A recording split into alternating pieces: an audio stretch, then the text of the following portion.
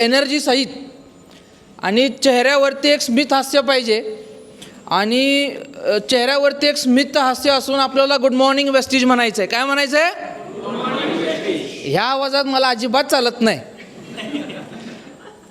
आपण अशा ठिकाणी बसलोय की जिथं एनर्जी एकदम हाय लेवलला असली पाहिजेत, राईट? तर विथ अ काउंट ऑफ 3 होऊ शकेल?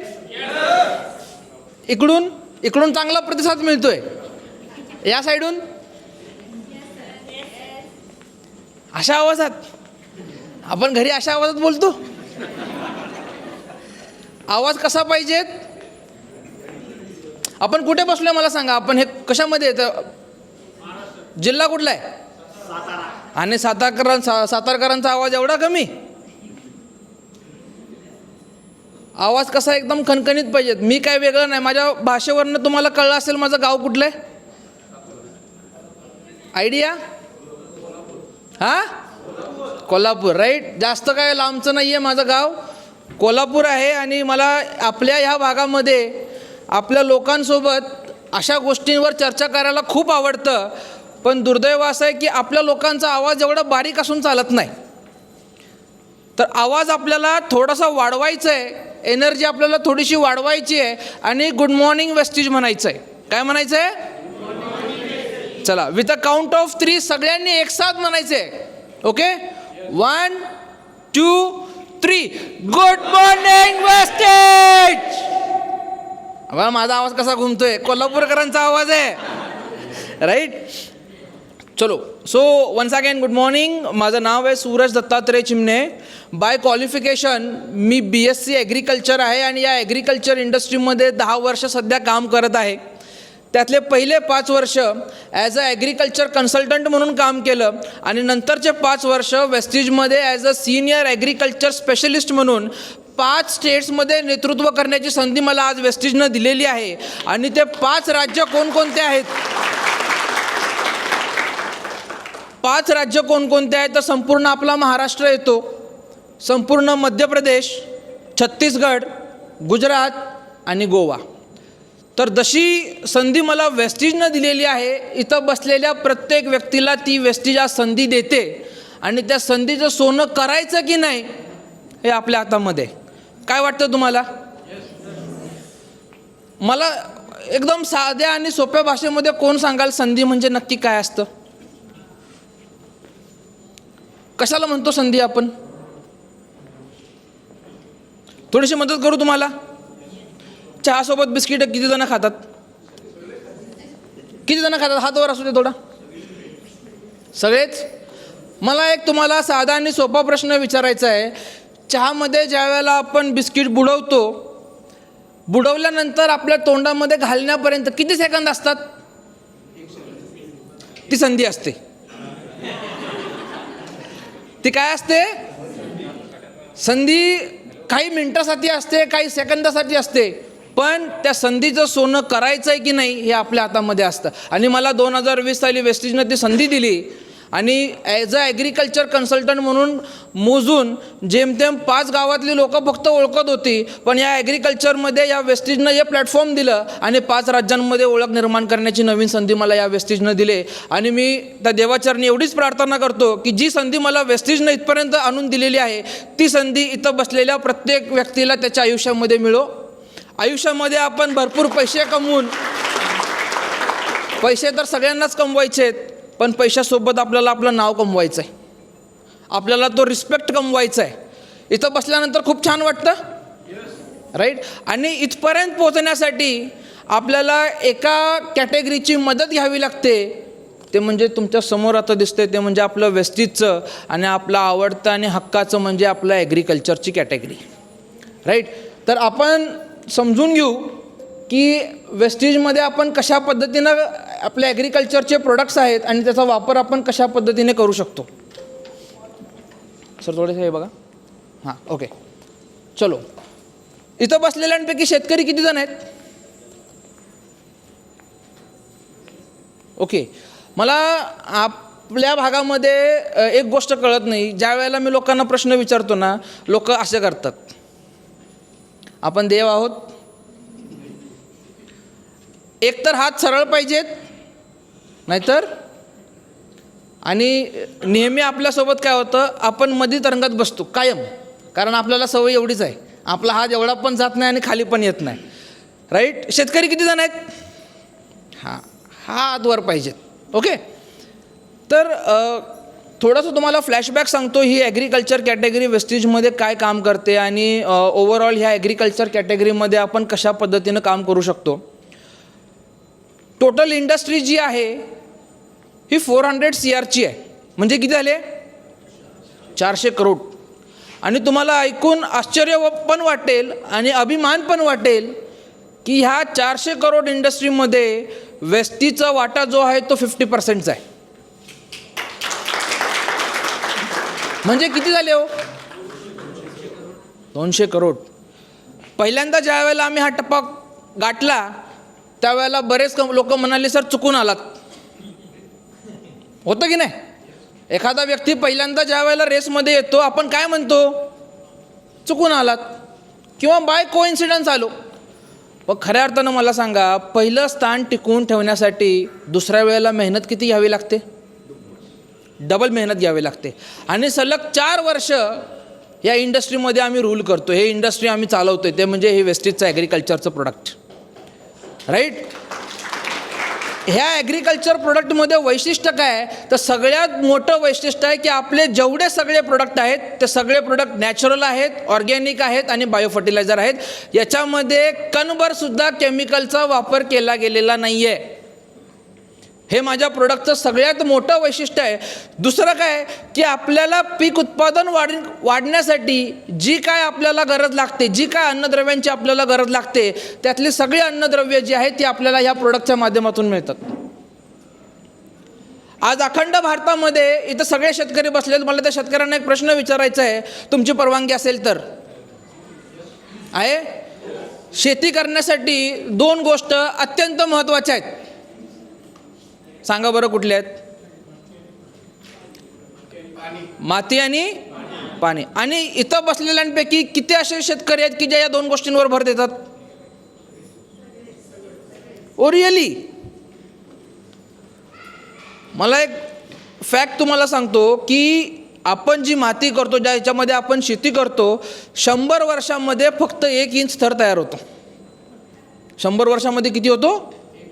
फक्त 1 इंच तयार होतो. आणि आज तो 1 इंच थर खराब करण्यासाठी किंवा नष्ट करण्यासाठी जे आपण रासायनिक खतं वापरतो, मग मला तुमच्याकडनं जाणून घ्यायचं आहे की ती जी रासायनिक खतं आहेत ही आपल्या जमिनीसाठी चांगली आहेत की वाईट आहेत?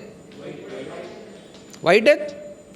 मी असं म्हणत नाही की रासायनिक खतं टाकू नका, पण त्याला काहीतरी मर्यादा लागते, त्याला काहीतरी लिमिट असतं, बरोबर आहे. आणि म्हणून ह्या माझ्या सगळ्या प्रोडक्टच्या माध्यमातून आम्ही एक चांगलं काम करतोय, ते म्हणजे आपल्या मातीचं आरोग्य सुधारण्याचं काम करतोय.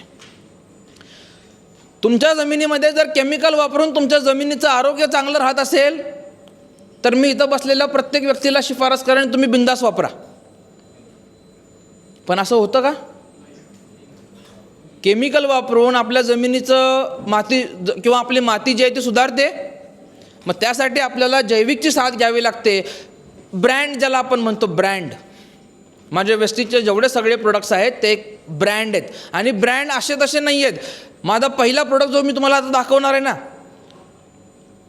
कंपनीला 21 वर्ष पूर्ण झालेत. व तो जो प्रोडक्ट मी तुम्हाला इथं दाखवणार आहे त्या प्रोडक्टला 17 वर्ष पूर्ण झालेले आहेत. आणि सगळ्यात महत्त्वाचं म्हणजे की आपल्याला एक बिझनेस ऑपॉर्च्युनिटी मिळते, एक बिझनेस करण्याची आपल्याला एक संधी मिळते ह्या वेस्टेजच्या ॲग्रिकल्चरच्या प्रोडक्टच्या माध्यमातून. तर तुम्हाला ऐकायला आणि बघायला आवडेल का?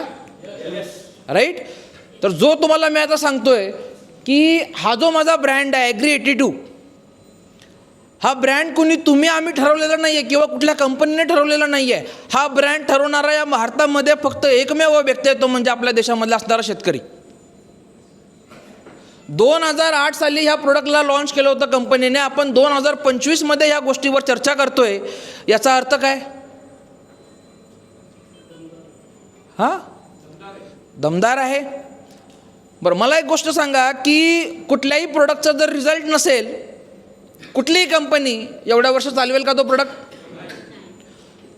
कुठल्याही प्रोडक्टची जर क्वालिटी चांगली नसेल तरीसुद्धा कंपनी ठेवेल का एवढे वर्ष? आणि त्या प्रोडक्टची जर सर्व्हिस नसेल तरीसुद्धा कंपनी तो प्रोडक्ट ठेवेल का आपल्यासोबत? आणि म्हणून गेले 17 वर्ष हा जो ॲग्री 82 आहे हा रिझल्टमध्ये पण खरा आहे, क्वालिटीमध्ये पण खरा आहे आणि सर्व्हिसमध्ये पण खूप छान पद्धतीनं काम करतो. म्हणून 17 वर्ष शेतकऱ्यांना प्रमाण दिल्यानंतर आज हा वेस्टेजमध्ये आहे. आणि ह्या प्रोडक्टबद्दल तुम्हाला सांगायचं म्हणजे इथं असे किती लोक आहेत की जे प्रोडक्टला पूजतात, पूजा करतात. 1 2 3 4 5 6. आमच्या प्रोडक्टनं काय कमवलं हे ज्यावेळेला आम्हाला लोक विचारतात ना, त्यावेळेला आमचं एकच उत्तर असतं, आमच्या प्रोडक्टनी एकच कमवलं, ते म्हणजे देवाऱ्यामध्ये असणारं याचं स्थान. आज या भारतामध्ये असे अनेक कुटुंब आहेत, असे अनेक शेतकरी आहेत, असे अनेक सक्सेसफुल बिझनेसमॅन आहे की ज्यांनी ह्या प्रोडक्टवरती आजपर्यंत खूप छान पद्धतीनं शेती पण केलेली आहे, शेतकऱ्यांना चांगल्या पद्धतीनं शेती करण्यासाठी प्रेरित पण केलं आहे आणि त्यांचं उत्पादन वाढण्यासाठी सुद्धा ह्या प्रोडक्टचा खूप मोठा वाटा आहे. तर तुम्हाला आवडेल का ह्या प्रोडक्टबद्दल मी सांगितलं तर? राईट. तर सगळ्यात पहिला ते म्हणजे ॲक्टिवेटर. थोडक्यात काय, सगळेजण जेवतो आपण? हात वर करा बरं, किती जण जेवता? चला बघा, आता सगळ्यात मजा येणार आहे. आपण ट्रेनिंग जे आहे ना ते आपण असंच हसत खेळत करायचं आहे, सिरियसनेस व्हायचं नाही आणि धरून आणल्यासारखं तर अजिबातच नाही. थोडंसं रिलॅक्स, कम्फर्टेबल. गरम होत असेल तर आपण त्यांना AC ऑन करायला सांगू पाहिजे तर अजून, पण एकदम रिलॅक्स बसायचं आहे, डोकं शांत ठेवायचं आहे. बाहेर पाऊस पडतोय नाही पडतोय, दूध काढायचे आहे, धार काढायचा वेळ होतोय, कधी घरी जातोय, हे डोक्यामध्ये आजच्या दिवसात आणायचं. लहानपणापासून आपण सगळेजण एक गोष्ट शिकलोय की आपल्याला जेवताना एक घास जो आहे तो किती वेळा चावायला लागतो? बरं, आता मगाशी ज्यांनी हात वर केला होता की आपण जेवतो, किती जण फॉलो करतात? हा, कोणीच नाही करत. मला सांगा तुमचा हायेस्ट टाइम जेवण्यामध्ये किती आहे? सर काय म्हटलं? 10 मिनिटं. असा कोण आहे जो अर्धा तास जेवतो? सर आहेत. बाकीचे फार तर फार. अच्छा, 2 मॅडम आहेत. मॅडम किती वेळ लागतो? अर्धा पाऊण तास लागतो.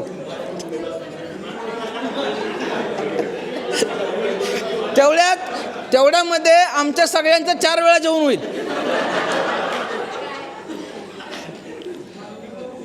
अच्छा, मग मला एक गोष्ट तुमच्याकडनं जाणून घ्यायची आहे की आपल्या शरीराला जे अन्न लागतं ते कसं लागतं? सकस तर लागतंच, पण पेस्टमध्ये लागतं. आपण चावतो का? कारण त्याची बारीक पेस्ट झाली पाहिजे. अखंड घास जर आपण गिळला, आपण काय साप आहोत का अखंड गिळायला? आपण चावून पण आपलं विष जे आहे ना ते सापापेक्षा खतरनाक आहे. राईट. आपण चावून का खातो? कारण आपण जेवढं चावू तेवढी त्याची बारीक पेस्ट होते आणि जेवढी बारीक पेस्ट झाली तुमच्या शरीरामध्ये पचन करण्यासाठी ते सगळ्यात चांगलं मानलं जातं. आता विचार करा, शेतामध्ये आपण रासायनिक खतं टाकतो. रासायनिक खतं कुठल्या स्वरूपामध्ये असतात? दाणेदार. आता मला तुम्हाला एक प्रश्न विचारायचा आहे की दाणेदार असणारी खतं पिकं कशी घेतील? कारण जसं माणसांना आपलं जेव्हा अन्न लागतं ते बारीक पेस्टमध्ये किंवा लिक्विडमध्ये लागतं, झाडांना पण ते तसंच लागतं. पण आपण काय म्हणतोय, आपण खतं कशी टाकतोय? दाणेदारमध्ये. मग त्याला लिक्विडमध्ये कन्वर्ट करण्याचं काम कोण करतं? आणि मी तुम्हाला सांगतो याचं उत्तर आपल्याकडे नसेलच.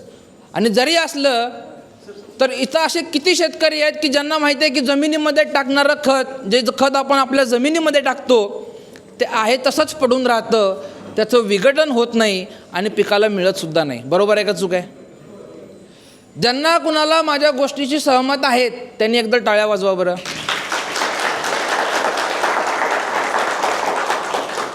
आपण किती लक्ष देऊन ऐकतो ना. मी काय म्हटलं ज्यांना कुणाला माझ्या गोष्टीशी सहमत आहेत त्यांनी एकदा टाळ्या वाजवा. आपण एकदा वाजवल्या, राईट. तर आपण जी खतं टाकतो ती आपल्या पिकांना लिक्विडमध्ये लागतात आणि ते कन्वर्ट करण्याचं काम पहिलं पाणी करत होतं आणि आपल्या जमिनीमधले सूक्ष्मजीव करत होते. पण दुर्दैव असं झालं की अतिप्रमाणामध्ये रासायनिक खतांचा वापर करून ते जे सूक्ष्मजीव आपल्या जमिनीमध्ये होते ते संपून गेले. मग आपल्याला आता त्याच्यामध्ये असं काहीतरी टाकावं लागेल की ती जी खतं आहेत त्याचं विघटन पण झालं पाहिजेत आणि ते झाडाला मिळालं पण पाहिजेत. आणि ते काम कोण करतं? तर ते काम हे आपलं ॲग्री करतं. म्हणून 17 वर्षापासून हा मोठा ब्रँड बनलेला आहे. त्यानंतर आपण जी औषधं वापरतो ती पानावर पसरली पाहिजेत. पावसाचा काय भरोसा आहे? मे महिन्यात पाऊस पडतो, निसर्ग आहे, कधी काय होईल सांगता येत नाही. निसर्ग बदलतो. बरं, आपल्या ह्या भागामध्ये जर आपण बघितला तर आपल्याकडे प्रमुख पीक ऊस. बाकीचे आपण भाजीपाला पिकं जी घेतो ती वेगळी, ठीक आहे. ऊसामध्ये एक प्रॉब्लेम असतो, सगळ्यांना माहीत असेल, खोडकीड लागते. ऊस करणारे किती जण आहेत? अच्छा, प्रमुख पीक कुठलं आहे या भागामध्ये? भात. चलो, भातामध्ये पण खोडकीड लागतो. मला तुम्हाला एक प्रश्न विचारायचा आहे की ही जी आपल्या पिकांमध्ये असणारी कीड असते ही पानाच्या वरती असते, पानाच्या खाली असते, खाली मुळामध्ये असते, कुठं असते? पानाच्या पाठीमागे असते. आणि फवारणी कुठे करतो आपण? पानाच्या वरती. आता मला तुम्हाला एक चांगला प्रश्न विचारायचा आहे की वर फवारलेलं औषध खालपर्यंत कसं जाईल? ते वर फवारलेलं औषध खालपर्यंत जाणार नाही जोपर्यंत त्याच्यामध्ये आपण असं काय मिसळणार नाही की वर फवारलेलं औषध एकतर पसरलं पाहिजेत आणि पानाच्या आतमध्ये पोचलं पाहिजेत. म्हणून 17 वर्षापासून हा ब्रँड बनलेला आहे, कारण हा दुसरं काम करतो ते म्हणजे औषधं जी आहे ते पानावरती पसरवण्याचं काम करतो. एवढंच नव्हे, तर ऊस करणारे अनेक शेतकरी असतील. आपला भाग जो आहे तो ऊसासाठी प्रसिद्ध आहे. ऊसामध्ये ओलावा लागतो की पाणी द्यावं लागतं? ओलावा लागतो. मला तुम्हाला एक साधा प्रश्न विचारायचा आहे की एकूण ऊसामध्ये किती पाण्याच्या पाळ्या लागतात? तुम्ही म्हणणार साहेब एवढा वेळ जर असता माझ्याकडं, एवढ्या गोष्टींचा जर मी बारकाईनं अभ्यास केला असता तर आज मी कुठं असतो. 36 ते 40 पाण्याच्या पाळ्या लागतात. आणि ऊसाला असं आहे की त्याला जास्त पाणी चालत नाही, त्याला फक्त एक गोष्ट लागते, तो म्हणजे ओलावा. आणि ते काम माझं ॲग्री करतं. म्हणून 17 वर्षापासून हा ब्रँड बनलेला आहे, कारण हा तिसरं काम करतो ते म्हणजे ओलावा टिकवून ठेवण्याचं काम करतो. आपली बरेचशी औषधं पावडर फॉर्ममध्ये असतात, तेलकट असतात. ती पाण्यामध्ये टाकल्यानंतर मिक्स होत नाही. एकतर पावडर वर तरंगते किंवा खाली तळाला जाऊन बसते. आता मला तुम्हाला एक साधा सोपा प्रश्न आहे. फवारणी करताना आपण औषध टाकतो, बरोबर आहे. औषधं तेलकट असतात. मटण खातो की नाही आपण? तवंग तुमच्याकडे काय म्हणतात? तर्री म्हणतात. आमच्याकडे तवंग म्हणतात त्याला वरती.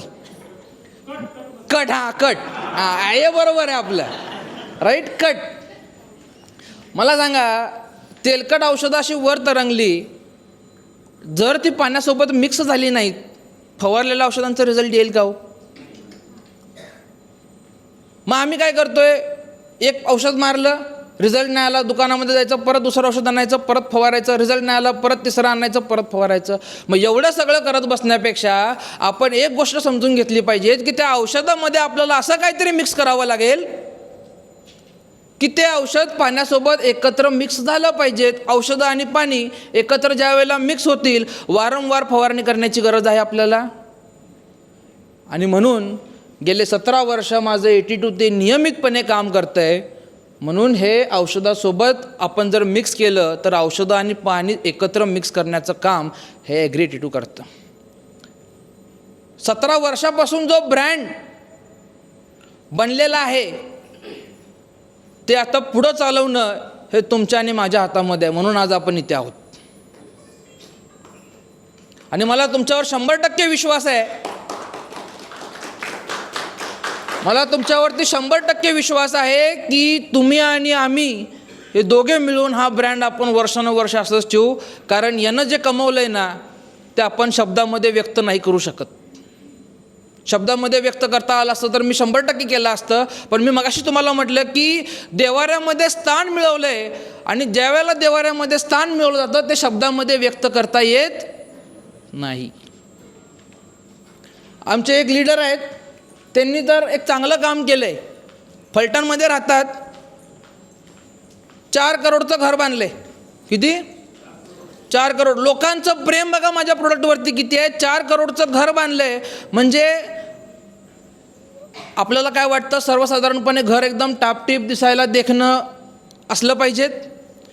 त्या माणसानं त्याच्यावरती, घराच्या वरती 2000 लिटरची टाकी असते पाण्याची. पाण्याच्या टाकीचा आकार कुठला असतो? गोल असतो, चौकोनी असतो. पण त्या माणसाचं माझ्या प्रोडक्टवरती एवढं प्रेम आहे की माझ्या 5 लिटर ॲग्रिट्यूडचा हा जो शेप आहे, हा त्याच्या 2000 लिटरच्या टाकीचा शेप आहे.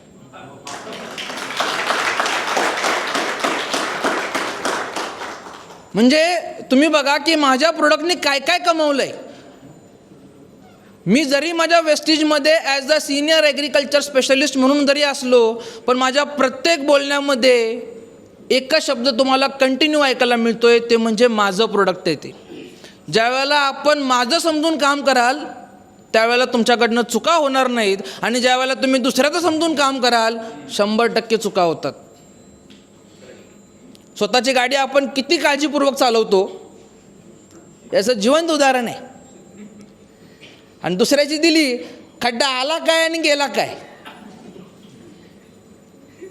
ते चॉकअप सर आहेत मग नंतर, राईट. आणि म्हणून ह्या प्रोडक्टनं खूप काही कमवलेलं आहे. तर आपल्याला या प्रोडक्ट वापरायचं कसं हे आपल्याला समजून घेतलं पाहिजेत. प्रत्येक शेतकऱ्याकडं 15 लिटरचा पंप असतो. त्या 15 लिटरच्या पंपामध्ये आहे ना, फक्त आपल्याला 5 ते 10 ml टाकायचं आहे. किती टाकायचं आहे? किती टाकायचं आहे? मला ऐकायला फार कमी यायला लागलं आहे आजकाल.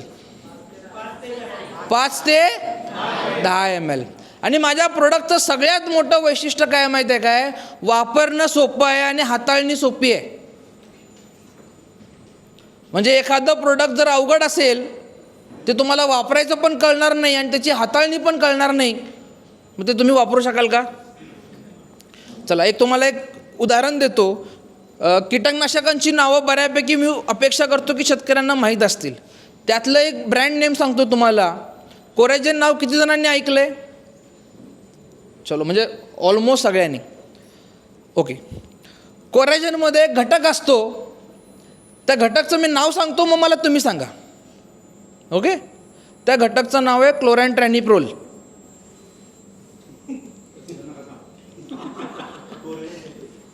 सोपं काय? कोरॅजेन. तुम्हाला क्लोरॅन्ट्रॅनिप्रोल म्हणायचा जरी विचार केला तरी जिभेला असं पीळ पडल्यासारखा होतो, एवढं अवघड नाव आहे ते. मग जे अवघड नाव आहे ते हाताळणी सोपी होईल का त्याची? आणि म्हणून माझ्या प्रोडक्टचं सगळ्यात मोठं वैशिष्ट्य आहे की हाताळणी सोपी आहे. तुम्ही कुठल्याही कीटकनाशक, बुरशीनाशक, पाण्यात विरघळणारी खतं, वेस्टेजचे प्रोडक्ट या सगळ्यांसोबत 15 लिटरमध्ये 5 ते 10 मिली वापरू शकतो. तणनाशकाची फवारणी करतोय, त्या तणनाशकाच्या फवारणीमध्ये 15 लिटरमध्ये 15 ते 20 मिली. आपण जी खतं वापरतोय ती खतं मातीमध्ये व्यवस्थित विघटन झालं पाहिजेत आणि पिकाला मिळालं पाहिजेत, म्हणून साधारणतः 3 ते 4 मिली प्रति किलो. आणि पाण्यासोबत आपल्याला जमिनीमध्ये वापसा टिकून ठेवण्यासाठी एकरी 160 ते 200 ml ह्या पद्धतीनं आपल्याला वापरायचं. या हॉलमध्ये असा कोण व्यक्ती आहे की ज्याला एकर माहीत नाही? सगळ्यांना माहिती आहे पक्का? 100%. 1 एकर म्हणजे किती हो? हां, किमान ह्या बेसिक गोष्टी तरी आपल्याला माहीत असणं महत्त्वाचं आहे. त्यानंतर आपण बघू ते म्हणजे दुसरा प्रोडक्ट, त्याला आपण ॲग्री प्रोटेक्ट म्हणतो. ॲग्री प्रोटेक्ट म्हणजे ज्याला आपण बुरशीनाशक म्हणतो, जैविक बुरशीनाशक. आपल्याकडं भात शेती होते आणि भातावरती अशा प्रकारचे चिन्ह तुम्हाला बघायला मिळतात. साधारणतः पाऊस पडायला सुरुवात झाली की मग ह्या रोगाचा प्रसार जो आहे तो व्हायला सुरुवात होतो. भुईमुग होतो आपल्याकडं, भुईमुगावरती एक रोग येतो ज्याला आपण टिक्का रोग म्हणतो. पानावरती अशा काळ्या कलरची बुरशी तयार होते. तर ह्या सगळ्या बुरशींवरती हे ॲग्री प्रोटेक्ट जे आहे ते आपण अत्यंत चांगल्या पद्धतीनं काम करतं. ते कसं की पान जे आहे त्या पानावरती एक आवरण तयार करतं आणि बुरशीचा जो अटॅक आहे तो डायरेक्ट त्या पानावरती होऊ देत नाही, सुरुवातीलाच ते तिथं थांबवलं जातं. म्हणून याला आपण जैविक बुरशीनाशक म्हणतो, जे दोन काम करतं, एक स्पर्शजन्य आणि दुसरा आंतरप्रवाही. स्पर्शजन्य म्हणजे काय? संपर्कात आल्यावरती, आणि आंतरप्रवाही म्हणजे काय?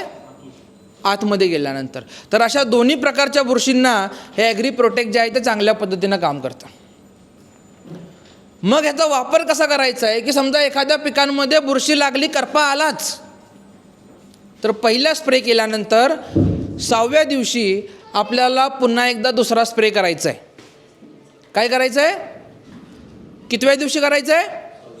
6व्या दिवशी पुन्हा एकदा दुसरा स्प्रे आपल्याला करायचा आहे. सोपं कुठलं आहे मला सांगा? रोग झाल्यावर त्याच्यावर उपाय करणे का रोग होऊ नये म्हणून त्याच्यावर उपाय करणे? होऊ नये म्हणून.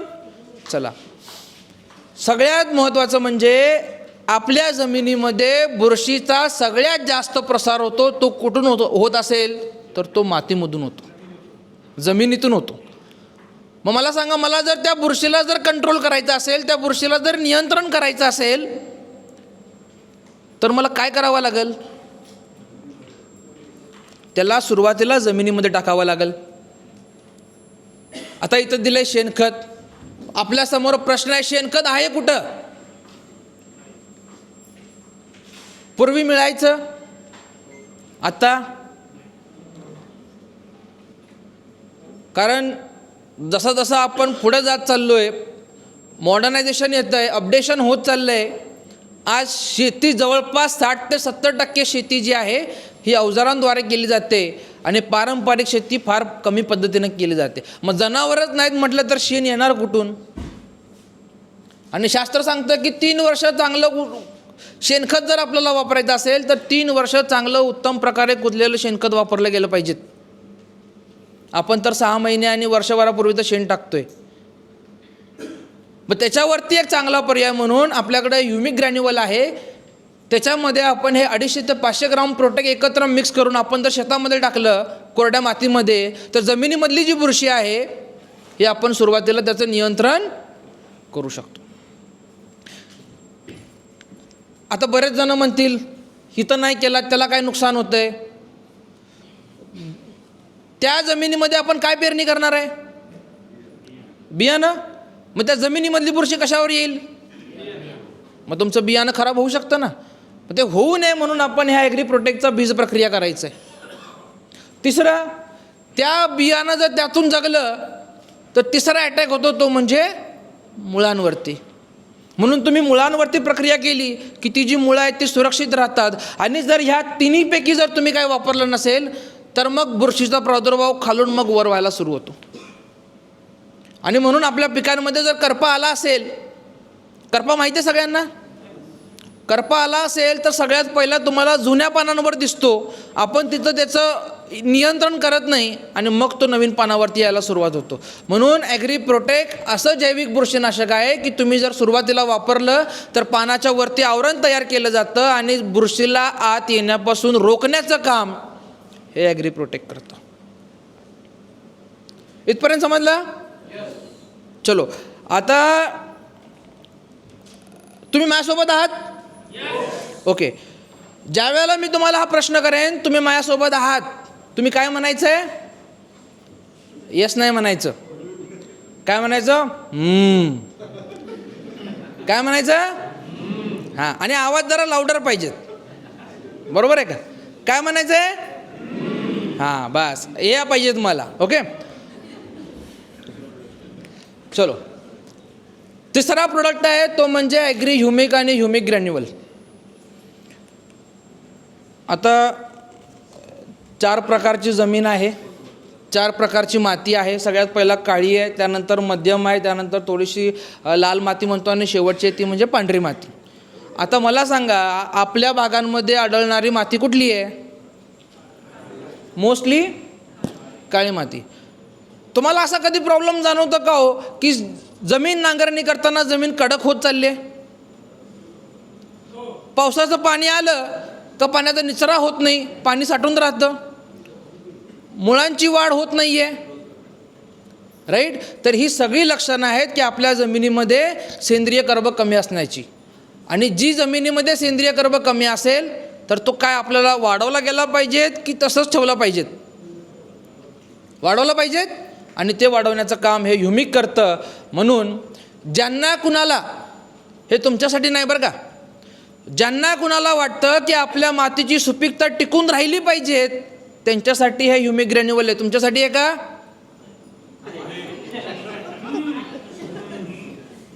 अच्छा. ज्यांना कुणाला वाटतं की पेरलेलं बियाणं चांगलं रुजलं पाहिजेत आणि रुजलेलं बियाणं चांगलं उगवलं पाहिजेत त्यांच्यासाठी हे ॲग्री ह्युमिक ग्रॅन्युअल आणि ह्युमिक लिक्विड आहे. तुमच्यासाठी आहे का? अच्छा. ज्यांना कुणाला वाटतं की रासायनिक खतं वापरून माझी शेती नुकसानीमध्ये चालले आणि कमी खर्चामध्ये कमी रासायनिक खतांमध्ये मला चांगल्या पद्धतीचा रिझल्ट मिळाला पाहिजेत, म्हणजे टाकलेली खतं पिकाला चांगल्या पद्धतीनं मिळाली पाहिजेत, त्यांच्यासाठी मी हे सांगतोय ह्युमिक लिक्विड आणि ग्रॅन्युअल. इथं बसलेल्या लोकांसाठी सांगतोय का? अच्छा, हुशार आहात रे तुम्ही. आणि ज्यांना कुणाला वाटतं की हे प्रोडक्ट वापरल्यानंतर माझं उत्पन्न वाढेल, माझ्या उत्पादनात वाढ होईल, ते सगळेजण इथं ऐकायला जमलेले आहेत. तुम्ही आलेला आहात का ऐकायला? अरे वा, क्या बात आहे. चलो, फायदा काय होतो हे आपण समजून घेऊ. कारण या जगामध्ये माणसाला एकच गोष्ट माहिती आहे, ती म्हणजे फायदा. काय केल्यानं काय होईल. बरोबर आहे का चुकीचं आहे? राईट. तर ॲग्री ह्युमिक जर आपण पिकांमध्ये वापर केला तर पिकाची वाढ चांगली होते, मुळं चांगली वाढतात, आपल्या जमिनीचं आरोग्य चांगलं राहतं आणि सगळ्यात महत्त्वाचं म्हणजे आपल्या उत्पादनामध्ये आपल्याला वाढ बघायला मिळते. समजा बीज प्रक्रियेमध्ये वापरलं तर बियाणाची उगवण चांगली होते, मुळांची वाढ चांगल्या पद्धतीनं होते. आणि जर आपण मातीमध्ये टाकलं तर आपली माती जी आहे ती सुपीक व्हायला तयार होते. हळूहळू का होईना ती माती जी आहे ती सुपीक होते आणि कमी रासायनिक खतांमध्ये आपण चांगल्या पद्धतीचे रिझल्ट जे आहे ह्या ॲग्री ह्युमिक लिक्विड आणि ग्रॅन्युअलच्या माध्यमातून आपण घेऊ शकतो. तुम्ही याचा वापर फवारणीमध्ये करू शकता, तुम्ही याचा वापर पाण्याच्या माध्यमातून करू शकता, याचा वापर तुम्ही बीज प्रक्रियेसाठी सुद्धा केलात तरी चालेल.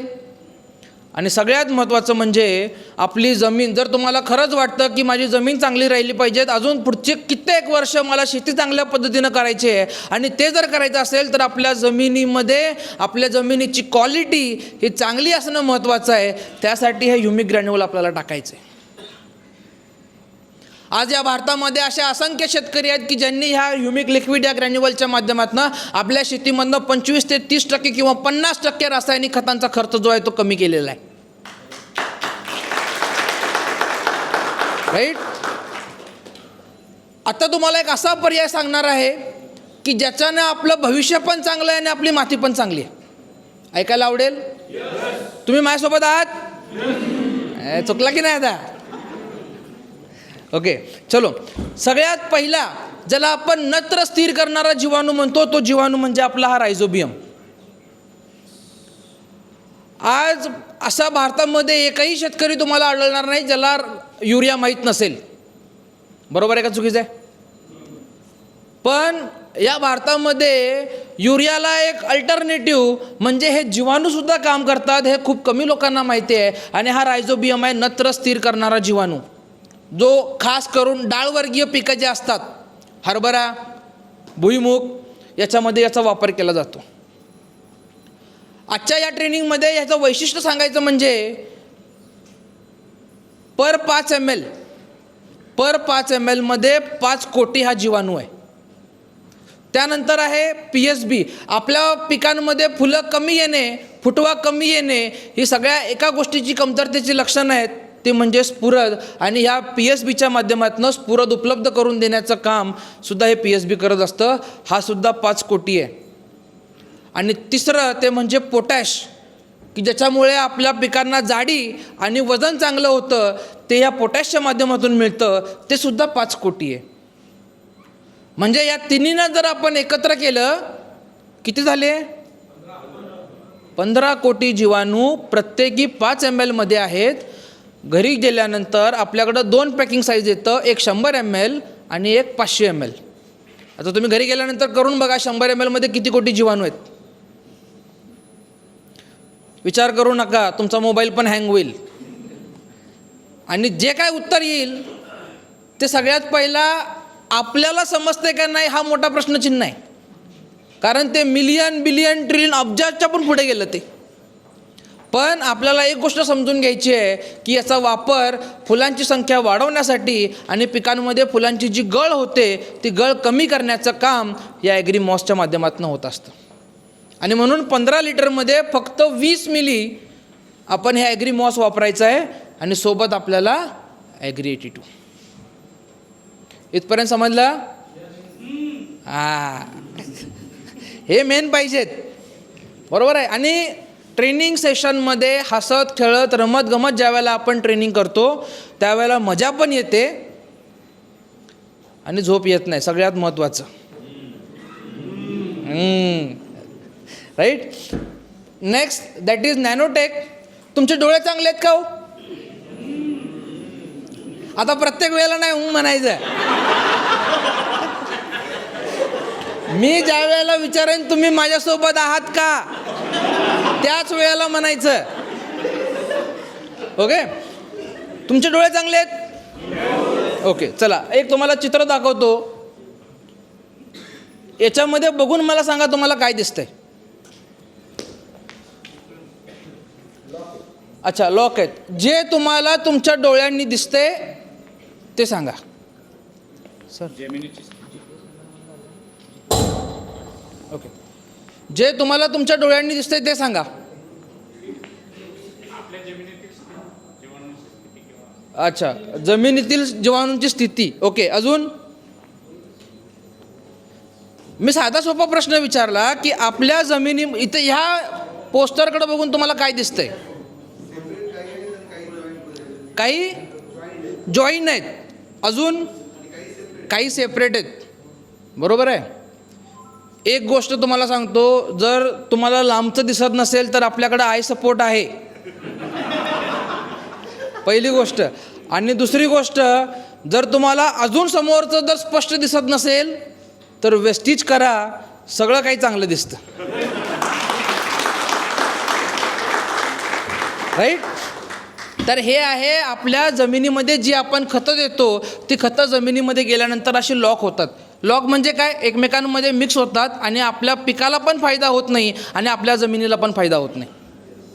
राईट. आणि म्हणून हे नॅनोटेक काय काम करतं की एकमेकांमध्ये मिक्स होऊ देत नाही आणि जे आपण अन्नद्रव्य आपल्या जमिनीमध्ये टाकतो त्याचा पिकाला चांगल्या पद्धतीनं फायदा होतो. म्हणून जमिनीमध्ये वापरू शकतो, पानांवरती स्प्रेच्या माध्यमातून वापरू शकतो आणि ज्या वेळेला फळधारणा होते त्या फळधारणेच्या अवस्थेमध्ये सुद्धा या नॅनोटेकचा जर आपण वापर केला तर फळांची सेटिंग ही चांगल्या पद्धतीनं बघायला मिळते. आपल्याकडं भात शेती जास्त होते तर नॅनोटेकचा वापर ज्या वेळेला दाणा बनायला सुरू होतो त्या अवस्थेमध्ये जर आपण नॅनोटेकचा वापर केला तर दाणा आपला चांगला पोचतो आणि दाणा आपला चांगला भरतो सुद्धा. आणि म्हणून एकरी 500 ग्राम तुम्ही कुठल्याही खतांमध्ये मिक्स करून टाकलात तरी चालेल. पानांवरती स्प्रे करायचं म्हटलं, भातामध्ये पिवळेपणा येतो. आता तुम्ही पेरणी कराल जूनमध्ये, पाऊस पडला की जरासं तुम्हाला पिकांमध्ये पिवळेपणा बघायला मिळेल. तो पिवळेपणा का होतो तर आपल्या पानामधलं हरितद्रव्य जे असतं ते कमी होतं. आणि हरितद्रव्य बनतं कशामुळे? उन्हामुळे. प्रकाश संश्लेषण.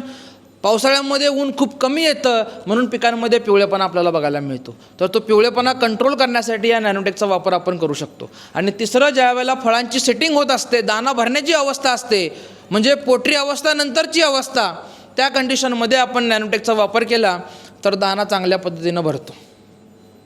ओके. चला, काय लिहिलं आहे इथं? हे ॲग्री सोडून द्या, पुढचं काय लिहिलं आहे? वाटतं प्रत्येकाकडे हवं असं, पण दुर्दैव असं आहे का घेऊच शकत नाही.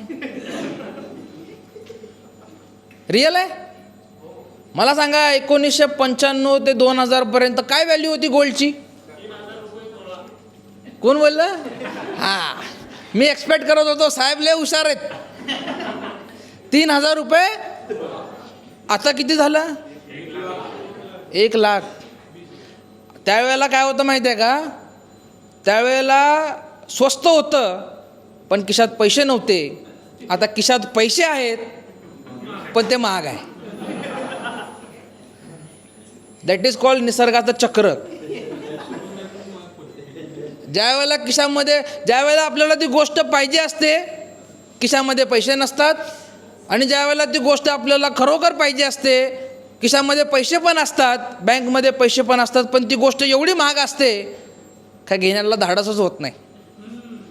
पण तुम्हाला एक सांगू का, एक गुपित आहे. आज जे तुम्ही इथं बसलाय ना, ते जर व्यवस्थितपणे केलं ना, तर जगामध्ये कुठलीही गोष्ट तुम्हाला महाग वाटणार नाही. कारण तेवढं कमवण्याची ताकद ही तुम्हाला कंपनी देते, राईट. आणि म्हणून हे ॲग्रीगोल्ड जे आहे, हे फळांचा रंग असेल, चकाकी वाढवण्याचं काम करत असेल. अनेक वेळा आपल्या शेतकऱ्यांकडनं चुकी काय होते, चुकून तणनाशकाची फवारणी करतो, पानं जळतात. पण ह्या ॲग्रीगोल्ड याचं नाव याच्यासाठी दिलं आहे कारण खरंच सोन्यासारखं काम करतं. जर चुकून तुमच्या पिकांमध्ये तणनाशकचा स्प्रे झाला असेल तर अजिबात घाबरायचं नाही. नुसता निव्वळ ॲग्रीगोल्डचा प्लेन स्प्रे केला तर 72 तासाच्या आतमध्ये तुम्हाला रिझल्ट चांगल्या पद्धतीनं बघायला मिळतो. म्हणून याचं नाव गोल्ड दिलं आहे, राईट. जमिनीच्या वरती जेवढी सगळी पिकं येतात, म्हणजे फळपिकं, फळभाज्या, पालेभाज्या, कडधान्य, तृणधान्य, फुलझाडं आणि तेलबिया, जमिनीच्या वरती सगळी पिकं येतात. याच्यामध्ये आपण स्प्रेमध्ये वापरू शकतो. आणि जमिनीच्या खाली जी पिकं येतात, याला आपण पाण्यातून सोडलं तर त्या फळाची साईज आपल्याला चांगल्या पद्धतीनं बघायला मिळते. म्हणून ॲग्रीगोल्ड जे आहे, एकरी 100 ते 200 ग्राम 200 लिटर पाण्यामध्ये जर मिक्स करून सोडलात तर ज्यांना कुणाला ऊसाची जाडी पाहिजे असते, ती जाडी तुम्हाला चांगल्या पद्धतीनं बघायला मिळते, राईट. आणि 15 लिटरमध्ये 20 ग्राम हे आपण ॲग्रीगोल्डच्या माध्यमातून वापरलं तर आपल्याला रिझल्ट चांगल्या पद्धतीनं बघायला मिळतो. आणि शेवटी एक प्रोडक्ट राहतं, ते म्हणजे ॲक्वाजेल. ज्या वेळेला मला कंपनीने जबाबदारी सोपवली की 5 राज्यांमध्ये जाऊन तुम्हाला, अनेक लोकांच्या मध्ये जाऊन तुम्हाला चर्चा करायची, मी सगळ्यात पहिला विषय निवडला तो म्हणजे शेतकऱ्यांना नवीन टेक्नॉलॉजीशी सांगड घालून देणे. कारण शेती म्हटले की आपल्याला 3च गोष्टी माहिती आहेत, एक युरिया, दुसरं DAP, तिसरं पोटॅश.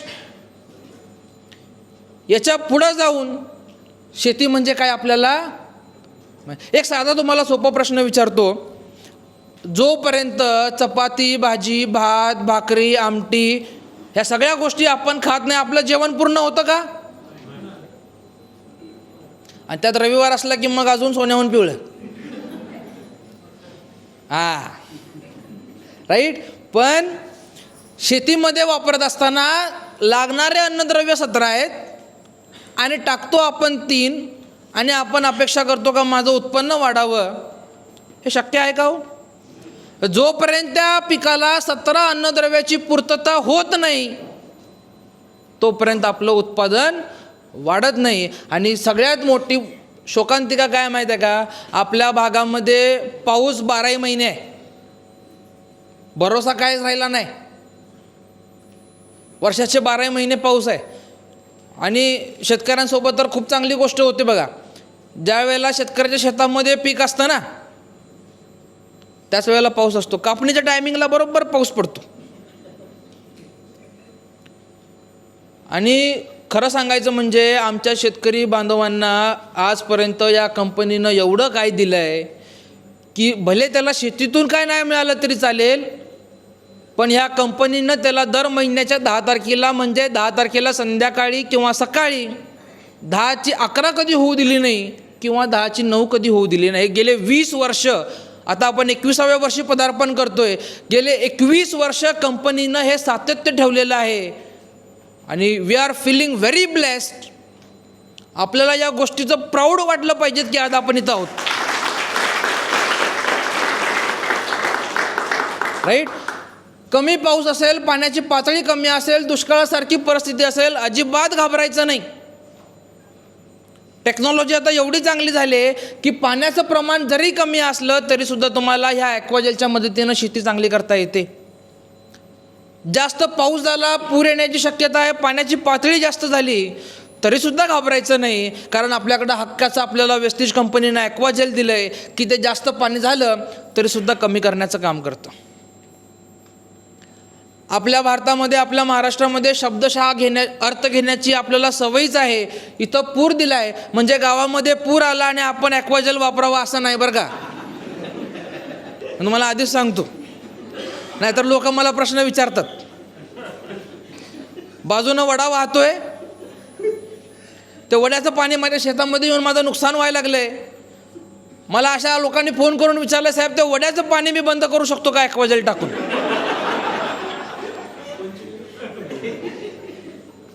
त्यांना ज्या वेळेला मला प्रश्न केला ना, 1 सेकंद मला कळायचं बंद झालं नक्की मी कोणाबरोबर बोलतोय. म्हणून इथं दिलेला आहे पूर, शब्दशः अर्थ घ्यायचा नाही. हां, जी खतं आपण देतो, खतं दिल्यानंतर आपण पाणी देतो, खतं पाण्यामध्ये मिक्स होऊन पाण्यातनं वाहून जातात. अशी 40% खतं हे ॲक्वाजेल पकडून ठेवण्याचं काम करतं, ज्याला आपण टेक्निकल लँग्वेजमध्ये लिचिंग म्हणतो. पावसाळ्यामध्ये आपण एक गोष्ट बघितली असेल, शेतामध्ये खड्डे पडल्यासारखे होतात, माती वाहून जाते. तर ह्या ॲक्वाजेलच्या मदतीनं आपण ती जी वाहून जाणारी माती आहे ती आपण चांगल्या पद्धतीनं पकडून ठेवू शकतो आणि ती माती आपल्या शेतामध्येच राहू शकते. म्हणून हे जे ॲक्वाजेल आहे हे वापरायचं फक्त कधी आहे? सुरुवातीला ज्या वेळेला आपण शेत तयार करतो त्यावेळेला. हे जमिनीच्या खाली गेलं पाहिजेत, मातीच्या आड गेलं पाहिजेत. आणि एकरी 1 ते 2 किलो असं हे ॲक्वाजेल आहे. आणि हे जवळपास 8 प्रोडक्ट. जाता जाता फक्त तुम्हाला एवढंच सांगेन, सुरुवातीला ज्या वेळेला आपण शेत तयार करतो, मशागत ज्या वेळेला आपण करतो ऊसामध्ये, हां ऊसामध्ये आपण साधारणतः सुरुवातीला बेसल डोस आणि नंतर बांधणी करताना ज्या वेळेला आपण मोठी भरणी करतो त्यावेळेला. याचा काम करण्याचा कालावधी 6 महिने. फळांच्या बाबतीमध्ये एका झाडाला 30 ग्राम आपण सुरुवातीला ज्या वेळेला आपण खड्डे काढत असतो, नवीन रोपं लावायच्या अगोदर त्या कंडिशनमध्ये टाकायचं आहे. दुसरी गोष्ट, जर बहार धरायचा असेल आपल्याला, म्हणजे आपण वर्षातले 3 बहार पकडतो, एक आंबे, मृग आणि हस्तबहार, तर त्याच्या अगोदर आपण काय करतो? झाडांना ताण देतो, बरोबर आहे का? झाडांना ताण बसला नाही तर फुलकळी निघत नाही. फक्त फळबागेमध्ये वापरत असताना आपल्याला काळजी घ्यायची आहे की जर तुम्ही बहार धरणार असाल, याची खासियत काय? पाणी होल्ड करून ठेवतं. मग जर जमिनीमध्ये पाणी होल्ड करून ठेवलं तर ताण बसेल का? आणि जर ताण बसला नाही, फुलधारणा होईल का? म्हणून बहार घेण्याच्या अगोदर एक 5-6 महिने आपल्याला हे वापरणं टाळायचं आहे, पहिली गोष्ट. दुसरी गोष्ट, आपल्याकडे काळवट रान आहे, काळी जमीन आहे. सगळ्यांना माहिती आहे काळी जमीन पाणी धरून ठेवते. पावसाळ्यामध्ये 15 दिवस वल काय जात नाही. मग अशा कंडिशनमध्ये जर आपण ॲक्वाजेल वापरायचं म्हटलं तर 2 एकरामध्ये 1 किलो वापरायचं. कारण याचा गुणधर्म काय? पाणी धरून ठेवणे. काळ्या मातीचा गुणधर्म काय? पाणी धरून ठेवणे. आणि म्हणून अशा जमिनीमध्ये 2 एकरामध्ये 1 किलो आपल्याला वापरायचं आहे. ऊसासारख्या पिकामध्ये 6 महिन्याच्या 5 महिन्यानंतर ज्या वेळेला आपण मोठी बांधणी करतो, मोठी भरणी करतो, त्या कंडिशनमध्ये टाकलं तरी चालतं, पण मातीच्या आड झालं पाहिजे. क्लिअर? ओके. नाही, 6 महिन्यानंतर नैसर्गिकरित्या त्याचं मातीमध्ये विघटन होतं. बायोडिग्रेडेबल ज्याला आपण म्हणतो, नैसर्गिकरित्या मातीमध्ये त्याचं विघटन होतं. जमिनीला काही दुष्परिणाम नाही, वातावरणाला काही दुष्परिणाम नाही आणि आपल्या पिकांनासुद्धा काही दुष्परिणाम नाही. हे असे सगळे माझे बायो फर्टिलायझर आहे. जाता जाता फक्त तुम्हाला एवढंच सांगेन, आपल्याला जर भविष्यामध्ये शेती जर चांगल्या पद्धतीनं करायची असेल तर हे बायो फर्टिलायझर आपल्याला वापरणं खूप गरजेचं आहे. का? उद्या उठून तुमच्याकडं माती तर असेल पण त्या मातीमध्ये जीवच नसेल आणि तो जीव संपवण्याचं काम आम्ही करतोय चांगल्या पद्धतीनं. आपण तारणं कमी आणि मारणं जास्त आहे आपलं. आणि म्हणून हे सगळे असे प्रोडक्ट आहेत की जर आपण याचा वापर चांगल्या पद्धतीनं केला आपल्या पिकांमध्ये तर विक्रमी वाढ आपल्याला चांगल्या पद्धतीने याच्यामध्ये बघायला मिळते. तुमच्याच भागामधले असे अनेक शेतकरी आहेत की ज्यांनी ह्या प्रोडक्टच्या माध्यमातून आपली जमीन चांगली केलेली आहे, आपली शेती चांगली केलेली आहे. तर शेवटी आपण त्यांच्याकडनं जाणून पण घेण्याचा प्रयत्न करू की त्यांनी असं काय वेगळं केलं. आणि इथं येऊन नुसतं बसायचं, ऐकायचं, चहा प्यायचा, बाहेर जायचं, हे करायचं. आल्यानंतर आपण इथं का आलो, कशासाठी आलो, येऊन फायदा झाला की नाही, हे जाता जाता आपण आत्मचिंतन करत जायचं. नाहीतर घरी जाऊन निवांत बसाल, आजचा दिवस फुकट. हे करायचं नाही. आता आपले हातपाय चांगले आहेत, आपण काम करू शकतो. आत्ता जे काय तुम्ही कमवाल ते म्हातारपणी कमवायला मस्त वाटतं, म्हातारपणी कमवावं, पण शरीर साथ देत नाही आणि माणसाला काम करण्याची उमेद 40-50 नंतर जागी होते. खरं आहे खोटं आहे? मग त्यावेळेला दुर्दैव असं आहे की आपण जाऊ शकत नाही, राईट. आणि जर खरंच आपण आपल्याला जर एक काय गोष्ट शिकायची असेल, एक व्यक्तीकडनं आपण ही गोष्ट चांगल्या पद्धतीनं शिकली पाहिजे. तुमचं वय मॅटर करत नाही,